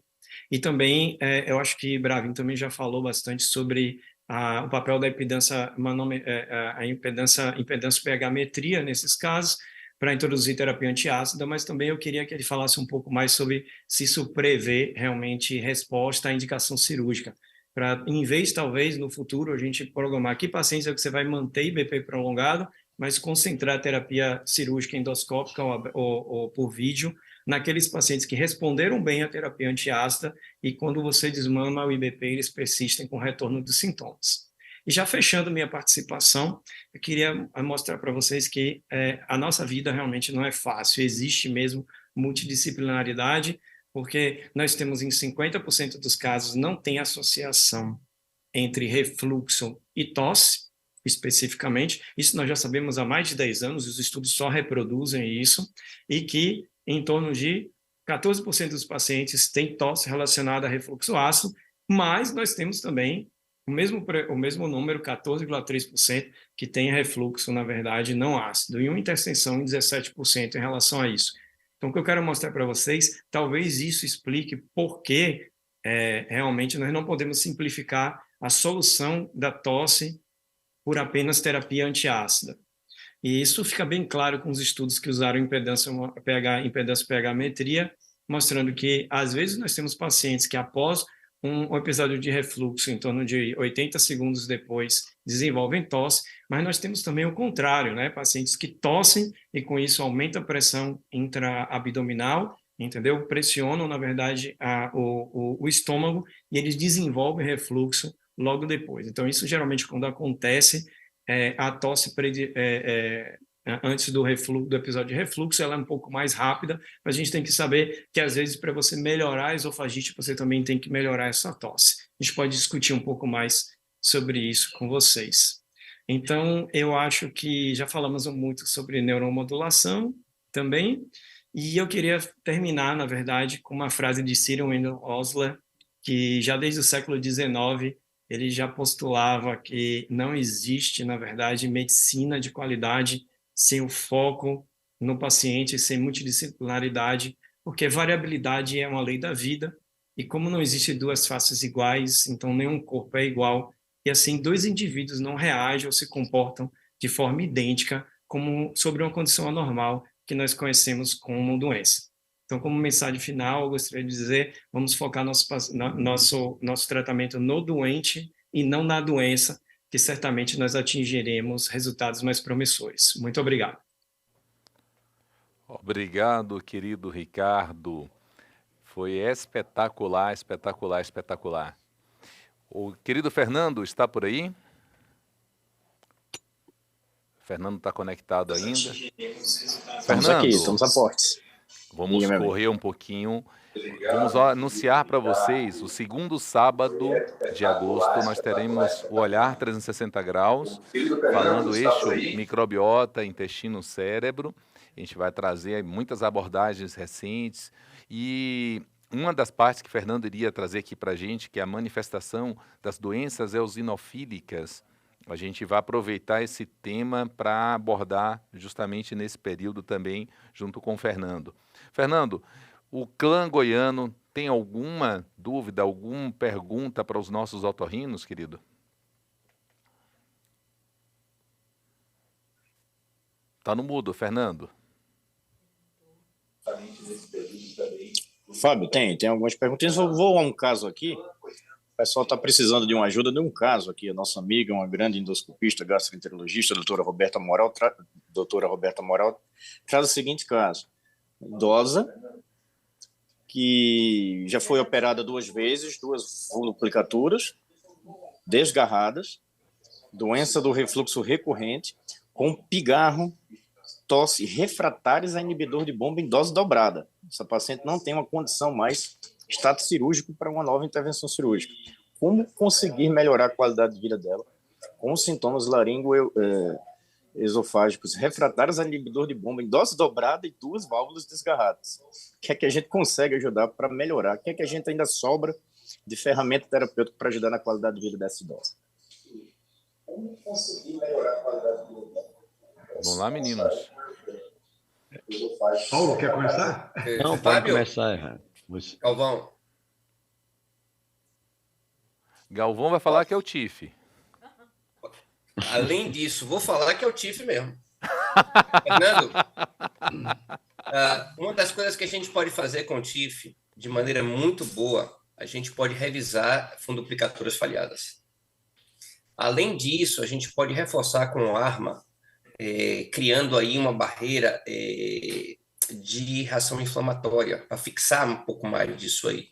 O TIF, ele, além de tudo, você aplica vácuo no meio do TIF, você bota o esôfago para baixo. Então, você consegue refazer funduplicatura. Eu já refiz uns 2 casos assim. Quando não tem nenhuma condição cirúrgica, paciente de idade e tudo, se realmente a tosse dela, ou a sintomatologia é por refluxo, a gente pode ajudar. Agora, ela está com supressão plena de IBP, não resolve. Então, cabe aí saber se realmente entra no que a gente viu do Ricardo e do Evaldo explicarem e do Paulo Perazzo explicarem para a gente aí. É refluxo.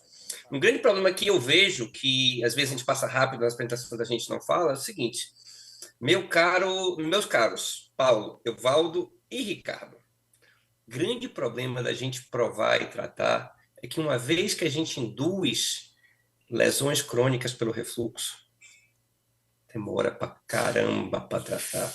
Ou não trata, porque já é crônico.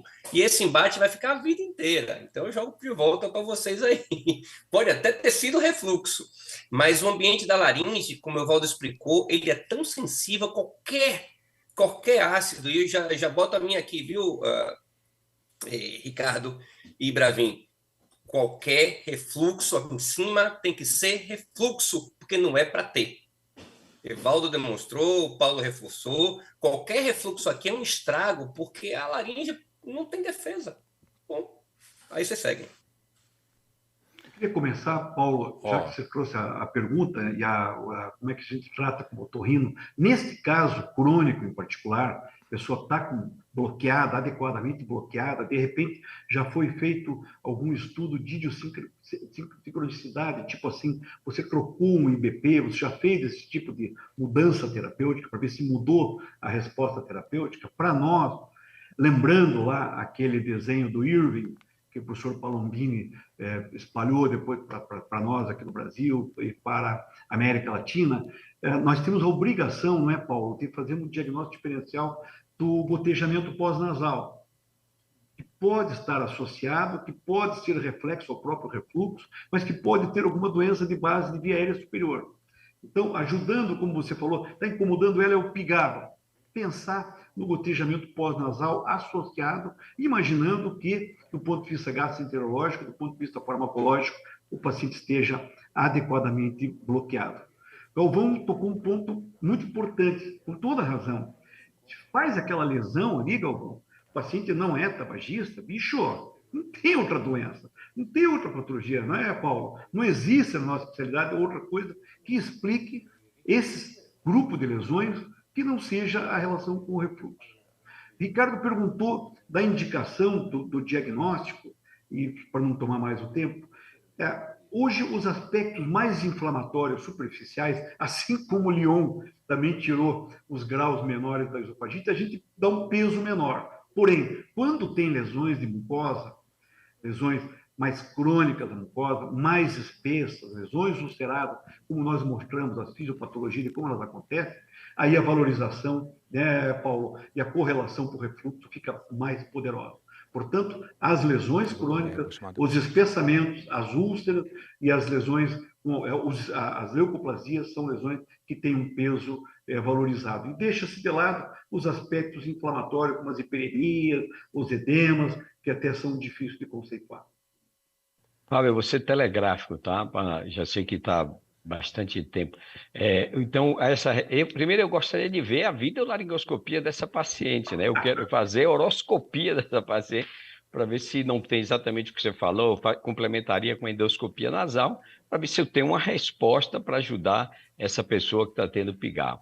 Depois eu voltaria a pergunta para o gastro, essa paciente, mesmo usando o IBP, ela continua a fazer refluxo ácido, porque senão não faz sentido você dar um bloqueador para uma paciente que não tem o refluxo ácido. Isso o gastro vai me ajudar bastante a responder. Tem duas questões que permeiam o meu cérebro desde que eu me interesso e que eu acho que ainda não foram respondidas. Uma, eu quando vou em evento para otorrino, eu digo, o ideal é que a gente tivesse um exame nosso, que a gente tivesse um sensorzinho, um cano alto, que nos dissesse qual é o pH, como o Evaldo mostrou muito bem, o pH de 7, só que vocês trabalham com pH de 4. Eu acho que no futuro, esse pH de 4, né, entre 4 e 7, essa janela que se abriu aí quando a gente estudou a fisiologia da laringe e começam a divulgar os trabalhos que o pH é em torno de 7, isso é uma janela enorme para pacientes que vão ter sintomas laríngeo e para vocês vão ter um exame normal, tá? Então, essa é a questão básica, que tudo que a gente, entre aspas, faz por refluxo laríngeo e laríngeo foi ainda baseado nos exames feitos para lá, como ele mesmo falou, não tem sensor proximal. Se não me falha a memória, há um tempo vocês tinham grande dificuldade até para localizar, por isso que eu acho que o Bravin fala que não usa mais com 2 sensores, e aí vem a impedância que dá uma resposta. Mas isso é algo que deve ser muito divulgado. Por último, vou finalizar mesmo, Fábio. Eu me recordo de quando eu insisti em fazer impedância e pH-metria, e uma gastro conhecida na cidade, eu trabalho em Salvador e feira foi em Salvador, dizendo que não tinha necessidade de fazer impedância, pH-metria, que todas as respostas teriam com pH-metria, onde eu achava que não era essa a conduta que o NAFAD, o grupo inteiro, tem me ensinado de que a importância é uma evolução a impedância pH-metria e muitas vezes a gente não pode abrir mão desse exame, né, para fechar esse diagnóstico. Obrigado. Vamos fechar a mesa com Carla. Carla vai agradecer e vai despedir dos meninos, que a gente vai rapidamente trazer um tema muito importante, que é supressão ácida. Tá bom, Carlinha? Então, só para resumir, então, eu acho que seria interessante... Foram maravilhosas as exposições dos professores, aprendi muito, sou fã de cada um de vocês. E eu acho que, para a gente resumir, é interessante que a gente entenda assim. É relativamente fácil quando a gente fala em sintomas supraesofágicos, se a gente tem associação com sintomas típicos da doença do refluxo. Quando o paciente apresenta sintomas isolados, sintomas supraesofágicos isolados, disfonia, tosse, pigarro, esses pacientes merecem uma atenção melhor, Muitas vezes, a gente perde tempo quando a gente faz teste terapêutico com IBP nesses pacientes, porque a tendência é que eles sejam multifatoriais, como o Ricardo enfatizou muito bem, e esse paciente muitas vezes não vai melhorar só com o IBP. Então, é fundamental a gente fazer exames mais objetivos, de preferência a impedância pH-metria, para diagnosticar se esse paciente realmente tem doença do refluxo gastroesofágico e qual é o papel da doença do refluxo gastroesofágico como nessa gama de fatores que podem estar associados na gênese desses sintomas. Se vale a pena nós tratarmos doença do refluxo gastroesofágico nesses pacientes.